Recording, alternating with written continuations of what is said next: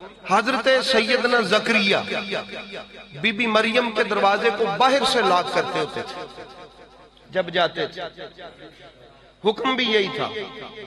جب واپس آتے تو وہاں پر کچھ پھل فروٹ پاتے اور پوچھتے کہ کلما دخل علیہا زکریا المحراب وجد عندہا رزقا، دروازہ باہر سے لاک ہے، پھل پھر بھی اندر پڑا ہوا ہے، پھل اندر پڑا ہوا ہے، اور پھر فرماتے قال یا مریم انا لک ھذا، دروازہ تو باہر سے لاک تھا، یہ کہاں سے آ گیا؟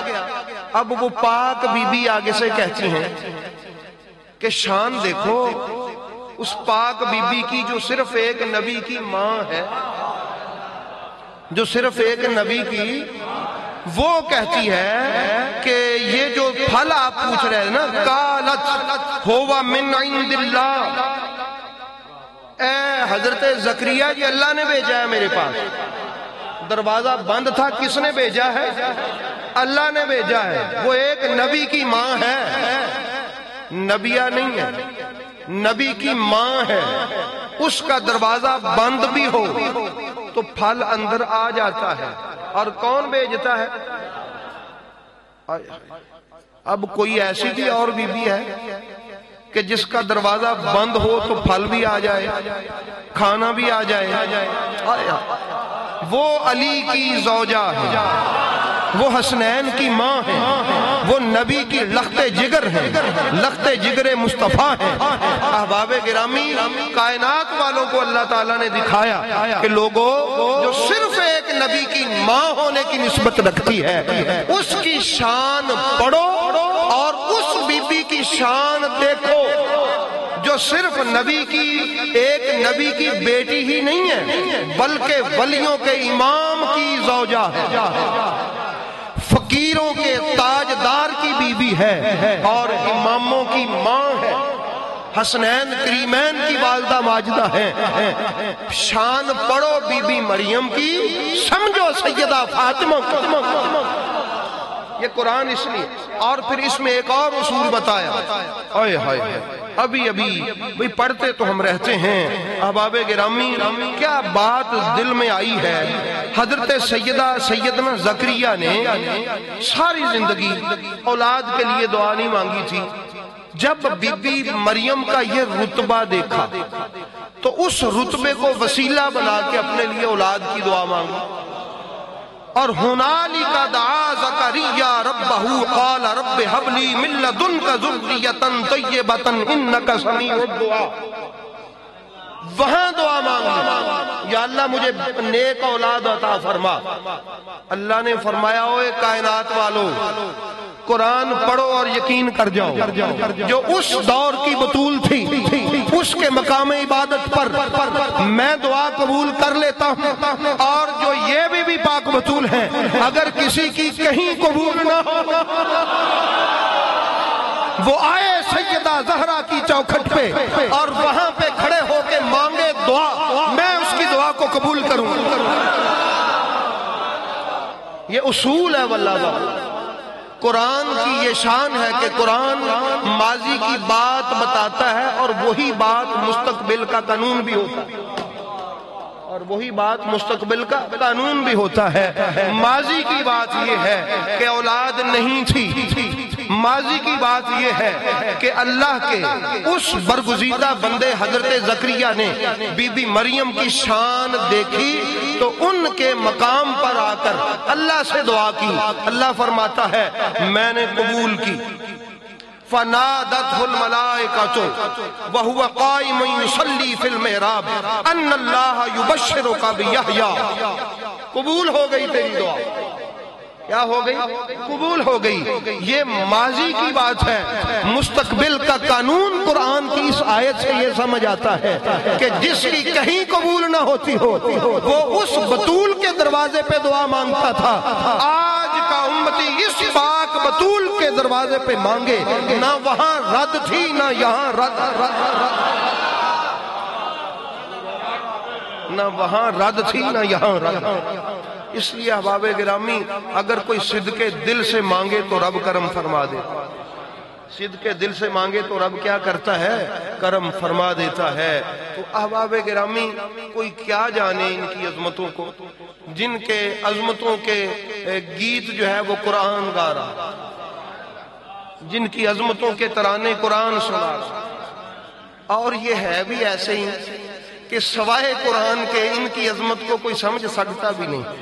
یہ قرآن کے ہم پلہ ہیں، اہل بیت قرآن کے کیا ہیں؟ ہم پلہ ہیں۔ مخلوق کے ساتھ ان کا کمپیریزن نہیں کیا جا سکتا، مخلوق کے ساتھ ان کا کمپیریزن نہیں کیا جا سکتا، کیونکہ میرے نبی کائنات والوں کو بتا کے گئے ہیں کہ علی مع القرآن والقرآن مع علی، علی قرآن کے ساتھ، قرآن علی کے ساتھ۔ انی تارک فیکم الثقلین اولہما کتاب اللہ وثانیہما اہل بیت اطراتی۔ فرمایا یہ ہیں دونوں ساتھ ساتھ، یہ ہم پلہ ہیں۔ ان کلام الہی اور اہل بیت اطہار، ان کو اللہ نے یہاں پر برابر برابر ارشاد فرمایا ہے۔ فرمایا اگر ان کی عظمت کو ناپنا، جانچنا، تولنا ہو، پہلے تو یہ ہے کہ یہ تمہارے بس کی بات ہی نہیں ہے۔ پہلے قرآن کی عظمت سمجھ لو، اگر قرآن سمجھ آ گیا تو یہ بھی آ جائیں گے، کیونکہ یہ قرآن کے ساتھ ہے، قرآن ان کے ساتھ ہے۔ اور پھر فرمایا آہا کیا بات یار یاد آ گئی، واہ واہ واہ۔ فرمایا لن یتفرقا حتی یرد علی الحوض۔ فرمایا یہ دونوں اکٹھے ہیں، جدا نہیں ہوں گے، اور اکٹھے ہی حوض پہ آئیں گے۔ کس پہ آئیں گے؟ حوض کا نام کیا ہے؟ کوثر۔ حوض کا نام کیا ہے؟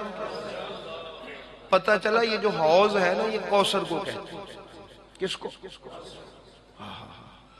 اب اس بات پر تو تمام اہل حدیث، دیوبند، بریلوی، سنی حسینی، سنی یزیدی،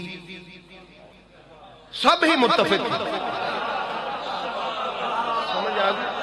سب متفق، سب ہی اس بات پر متفق کہ سورہ کوثر میں لفظ کوثر کی ایک تفسیر سیدہ کائنات بی بی پاک سیدہ فاطمہ، فرمایا حوض پہ آئیں گے، یعنی کوثر پر میرے پاس آئیں گے۔ قرآن اور یہ کوثر پر میرے پاس آئیں گے، حوض کوثر پر میرے پاس آئیں گے۔ احباب گرامی، پھر اگر انا اعطیناک الکوثر سے مراد سیدہ زہرا ہیں تو گویا اللہ رب العالمین کا محبوب اعلان کر رہا ہے کہ یہ چلے بھی وہاں سے، یہ چلے بھی کہاں سے؟ چلے بھی وہاں سے، اور قیامت تک سفر کرتے کرتے کرتے کرتے قرآن اور اہل بیت جس مرکزی نقطے پر آئیں گے وہ بھی فاطمہ ہے، وہ بھی کیا ہے؟ وہ بھی فاطمہ ہے۔ یار پتہ نہیں آپ سمجھ سکو گے یا نہیں سمجھ سکو گے، تو انشاءاللہ سمجھنے والے کے سنیں گے ضرور اس کو۔ علی الحوض، میرے پاس آئیں گے، اور وہیں حوض یعنی حوض کوثر، وہیں میری بیٹی فاطمہ ہوگی۔ قرآن اور اہل بیت وہاں پر آئیں گے۔ اب اندازہ کریں کہ قرآن اور اہل بیت کی منزل کا نام سیدہ زہرا، قرآن اور اہل بیت کی منزل کا نام کیا ہے؟ سیدہ زہرا ہیں۔ احباب گرامی، یہ وہاں پر لے کے جاتے ہیں، اور جو اس منزل پہ پہنچ جاتا ہے پھر خدا بند لم یزل کی بارگاہ میں چلا جاتا ہے، پھر وہ ہاتھ پکڑ کے وہاں پر پہنچا دیتا، وہاں سے اس کو پہنچا دیا جاتا ہے کہ یہ آ گیا ہے اپنی منزل پر، اور اس کی منزل پھر اللہ کی بارگاہ ہوتی۔ یہ بات سمجھ آ رہی؟ اس لیے احباب گرامی، یہ جو قرآن کریم ہے یہ وراء الورا ہے۔ اللہ رب العزت نے اس گھر کی شان قرآن میں ارشاد فرمائی ہے۔ میں دعا مانگتا رہتا ہوتا ہوں کہ یا اللہ ہمیں قرآن کی، اہل بیت کی معرفت عطا فرما۔